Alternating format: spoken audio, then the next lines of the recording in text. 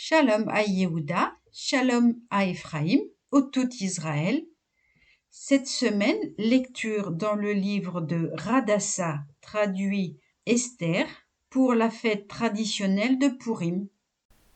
Chapitre 5.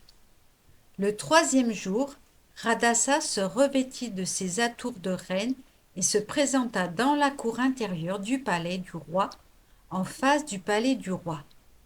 Celui-ci était assis sur son trône royal dans le palais de la royauté, vis-à-vis de l'entrée du palais. Lorsque le roi aperçut Radassa debout dans la cour, elle éveilla sa sympathie, et le roi tendit à Radassa le sceptre d'or qu'il tenait en main. Radassa s'avança et toucha l'extrémité du sceptre. Le roi lui dit : « Qu'y a-t-il, reine Esther ? Que demandes-tu ? Quand ce serait la moitié du royaume, elle te serait accordée. » Radassa répondit : « Si tel est le bon plaisir du roi, que le roi ainsi qu'Aman assistent aujourd'hui au festin que j'ai préparé à son intention. » Le roi dit : « Cherchez vite Aman pour que s'accomplisse le désir d'Esther. » Et le roi se rendit avec Aman au festin préparé par Radassa. Au cours du festin, le roi dit à Radassa : « Formule ta demande, et elle te sera accordée. Dis ce que tu souhaites, quand ce serait la moitié du royaume, tu l'obtiendrais. » Radassa répliqua et dit : « Ma demande et ma requête, les voici.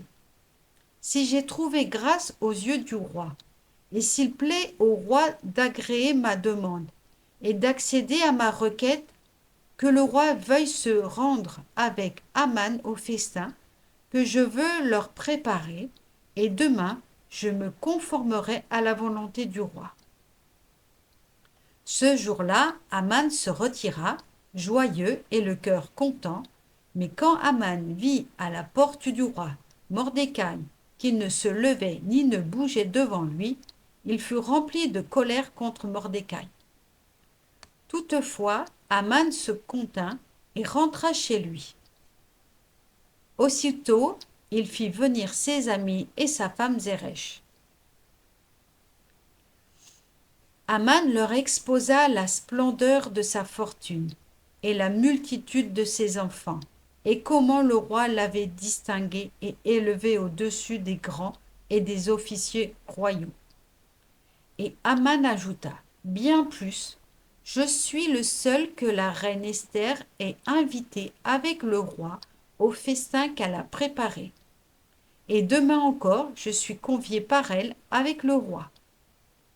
Mais tout cela est sans prix à mes yeux, tant que je vois ce juif Mordecai assis à la porte du roi. » Sa femme Zeresh et tous ses amis lui répondirent : « Qu'on dresse une potence haute de 50 coudées, et demain matin parle au roi, pour qu'on y pende Mordecai, alors tu iras joyeusement avec le roi au festin. » Le conseil plut à Aman, et il fit dresser la potence.